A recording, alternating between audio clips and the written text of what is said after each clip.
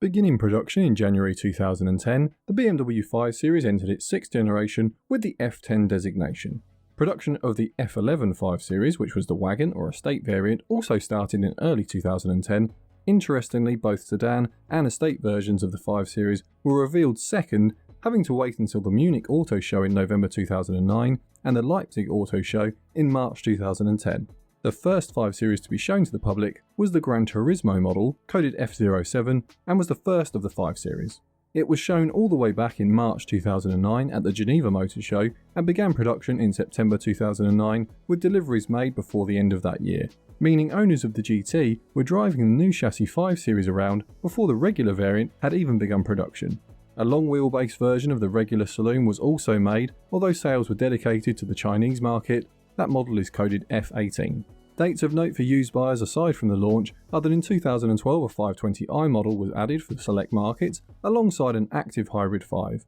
BMW Connected Drive was also introduced for the 2012 built models. The facelift or LCI model was released in July 2013 as a 2014 model year vehicle. This adds a 518D model to select markets, and the Gran Turismo has a luggage area increased in size. Styling changes are made inside and out for the updated model, and bi-xenon headlights become standard fit items, with LEDs offered as an upgrade.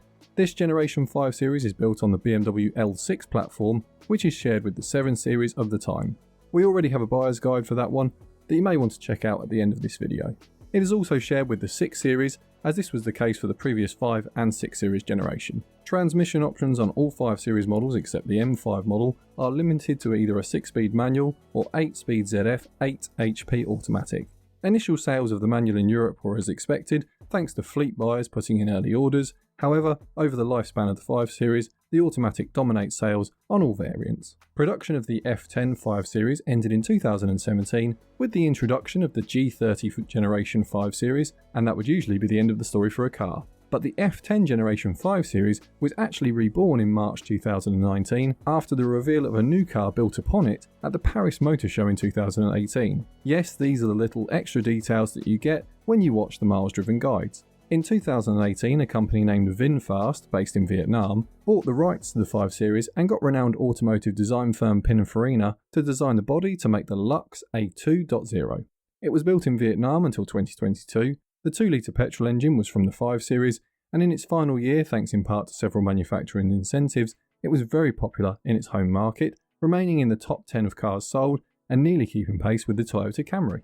Heading back to the original though, and 3 different designers created the 3 variants of the original, while the engineering team introduced several firsts for the 5 Series, with the F10 model being the first to offer an 8-speed transmission and the first hybrid the company officially sold globally.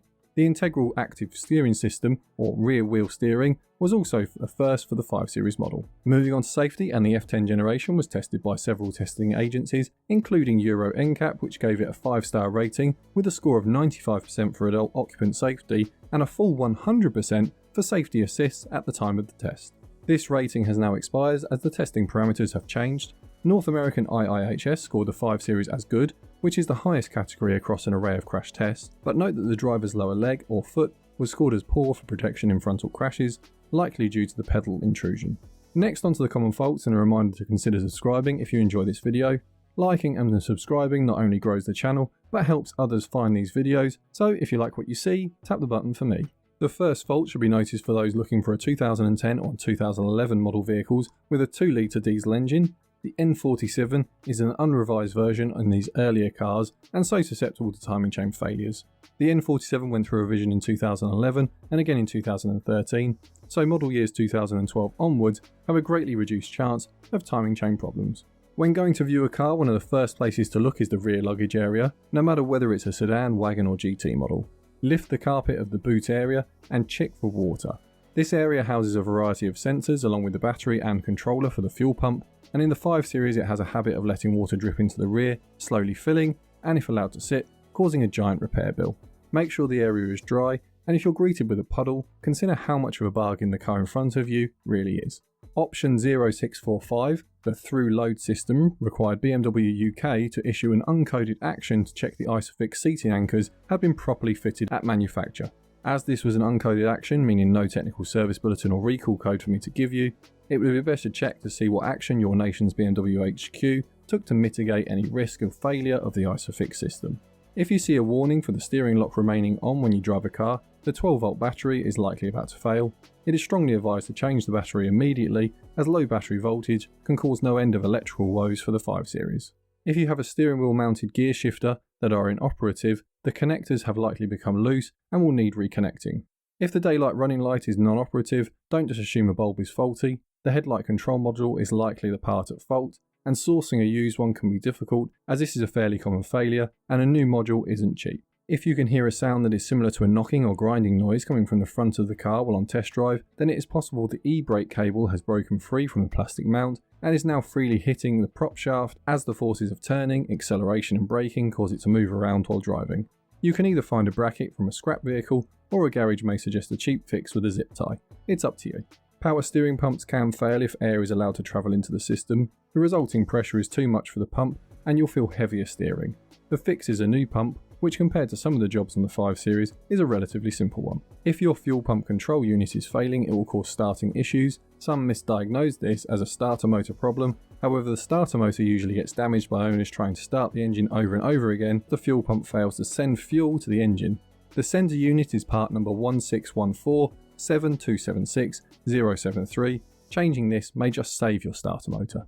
If looking at the larger 3-litre engines and you can feel a vibration in the cabin, then you've likely got an engine mount that has reached the end of its life and is no longer damping the vibrations of the engine. It's more common on the larger engines due to the weight and high torque output. As these vehicles age, more common faults may come to light, so please feel free to add information for others in the comments below. A note for buyers though, it is extremely rare for these faults to all occur on one vehicle, so know what to look for, but don't be scared by what could go wrong. The guide should help you in your research to buy a good one. Next up are the recalls, and if you're enjoying the video, why not check out the Miles Driven book for Motor Trader stories, car blunders and stories from the automotive media world. An October 2013 recall was made for the F10 5 Series built between November 2012 and July 2013 due to the vacuum pump failing and causing the brake's efficiency to drop dramatically and need a lot of pedal force. The N52 and N55 engine codes with a 6-cylinder engine built between October 2009 and April 2012 were recalled in June 2014 as the bolts for the Vanos system could become loose, causing lower than needed oil pressure in the system. The worldwide Takata airbag recall affected this generation BMW 5 Series, with the official recall announced in December 2018 for the 2013 to 2016 production models. This recall is due to the propeller absorbing moisture, weakening its structure, and if the airbag is then commanded, the risk of shrapnel being fired into the cabin risks injury to occupants. As ever with recalls, some are market specific, so worth checking with your local authority. Onto the engines, and in the 5 Series you'll have 6 petrol engines to choose from, excluding the M5 model, which I'll create a separate guide for. The diesels have 4 engines, although the 3-litre is offered in several specifications and layouts. There is also a single hybrid in the lineup, although another small tip from the Miles Driven, there was actually a second hybrid model sold in this generation. The 530 LE model was available in China only, and was a plug-in hybrid with long wheelbase. This wasn't offered to the rest of the world, so I won't cover it in the guide, but if you want a rare 5 Series and are willing to go shopping in China, it's there. Starting with the petrols, and the smallest offering is the 2-litre turbocharged 4-cylinder coded N20B20 and fitted to the 520i, and then some markets have it in the 528i from 2012 instead of the 6-cylinder. Power is rated at 181 brake horsepower in the 520i and 241 brake horsepower in the 528i, and fuel economy is officially rated at 37.2 miles per gallon or 7.59 litres per 100 kilometers. Although note this average is taken from the older and less accurate NEDC testing, a point that is often forgotten about the 2-litre engine fitted to the 5 Series. In 2012, it placed in the official Top 10 Engine Awards, showing BMW had made a big effort in refining their image from issues with their earlier 2-litre 4-cylinder. Early cars could suffer timing chain issues if servicing was stretched or oil changes were done infrequently. An early update reduced the risk. Another revision in 2015 all but eliminated it. Some say the 2015 revision is the one that sorts this, but looking at service action reports, 2012 seems a dramatic drop in reported problems. For this reason, it is best to find an example with documented history. The charge pipe could fail if the engine had been running higher boost settings, or the engine was suffering from poor airflow due to restrictions in the system causing higher pressure. Standard models with a good service history seem less affected. Owners sometimes choose to replace the oil pump as preventative maintenance. If you see one with this done, take it as a positive buying sign. Next is the N52 B25. This engine is only fitted to the 523 models in the Asian market. The 2.5 litre does just 1 year of service from 2010 to 2011 before being dropped from the lineup. It produces 201 brake horsepower, but because of its limited market and window of sale, there were few reports of engine issues. So moving on to the 3 litre engine coded N53B30, and this was also fitted to the 523i model for the rest of the world. It is also in the 528i model for those that weren't offered the more powerful 2 litre. And it was also offered as a 530i until the car was facelifted. Power starts at 201 brake horsepower. Europeans then get a 255 brake horsepower version until the 528i was switched to a 2 litre, and in the 530i is 268 brake horsepower. Official fuel economy was 38.2 miles per gallon or 7.39 litres per 100 kilometres, but don't expect it to be that high in normal driving. Results like that one are why the official testing regime changed from the NEDC system. Injectors were one of the greatest complaints on this engine for expensive repair bills. BMW revised the parts in late 2013. For the revision, you want what I refer to as an Index 11 one. This is widely discussed in BMW forums. Coil packs are second on the list of potential high costs, but aside from this, most items that fail are wear and tear parts that should need to be changed on any car eventually. But the lifespan of things like O2 sensors does seem a bit shorter on this engine than others. 528i models outside of Europe or that received non-European specification vehicles as part of their domestic import were fitted with a 240 brake horsepower engine coded N52B30. This was only sold for 1 year, making it a rare engine to find in the 5 Series, and again hard for me to give owner reports of the engine issues. If you own a 528i with this engine, please add a comment below with your experience. Fuel economy was quoted at 33.8 miles per gallon or 8.36 litres per 100 kilometres.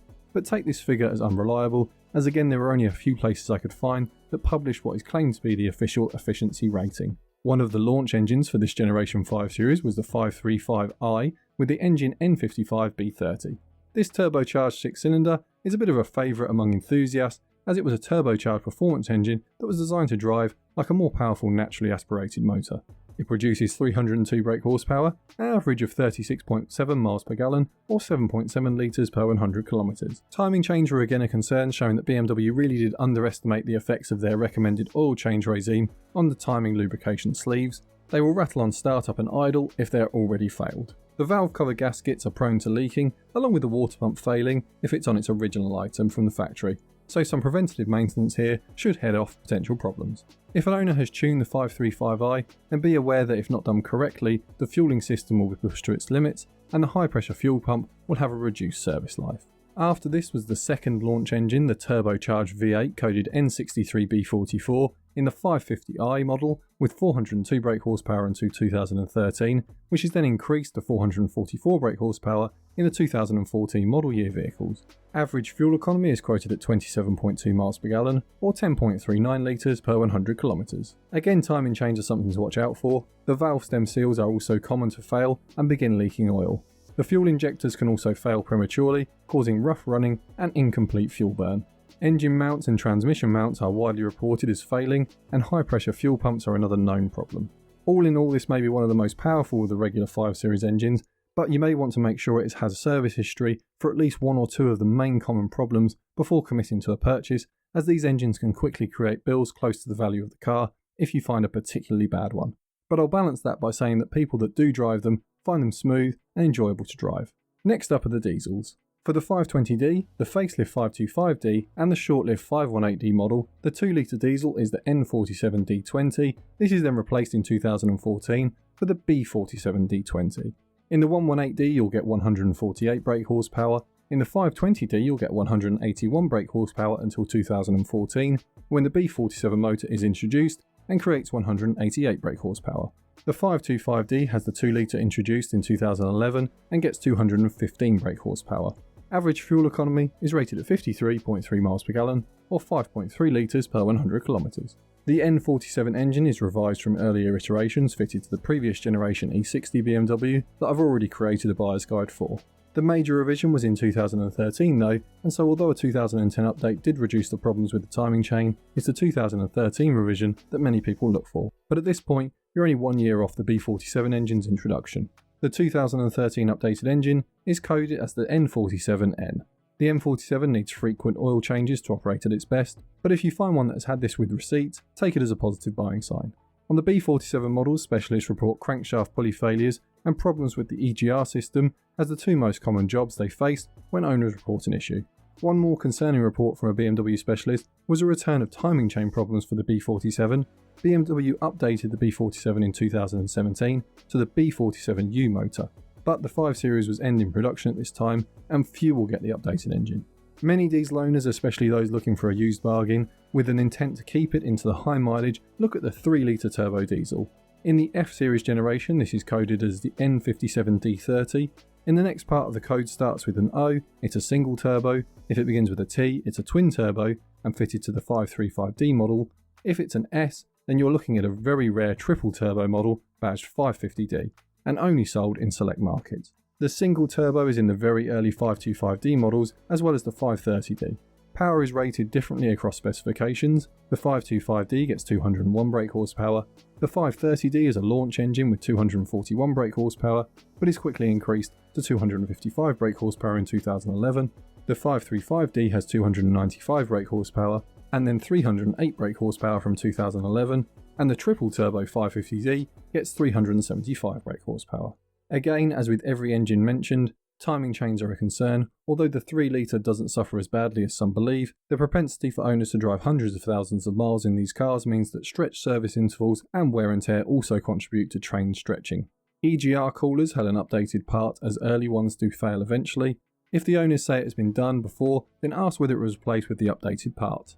If looking at a 535D, service records showing reduced oil changes intervals is important, as main bearing failure has been reported and specialists report that is usually due to poor servicing. After that, there is a hybrid named activehybrid 5, sold from 2011 to 2016 and fitted with the same engine as the 535i, but with the addition of a 54 brake horsepower electric motor and a small battery capable of a mile or two of electric driving. Overall, the hybrid drivetrain isn't known for issues and the engine lives a less stressed life, as it is helped with the electric motors, but carries the same risks as the standard 535i. Official fuel economy is quoted at 44.1 miles per gallon or 6.41 litres per 100 kilometres. For our picks, on a budget, a well-kept 520D, or if not widely available, then 520i, will have a mix of power and economy. For a higher budget pick, the 535i just edges out the 535D. For both though, the F30 sedan is a great pick. The F31 estate is there if you need the room, but BMW did a great job with the overall dynamics of the saloon model, so unless you need it, the F30 would be my pick of the chassis on offer. Next, why not check out our guides for the E-Class, or how about the 7 Series that shares the chassis with this Generation 5 Series? We've also got the 3 Series guide if you think you'd be happy with something a bit smaller.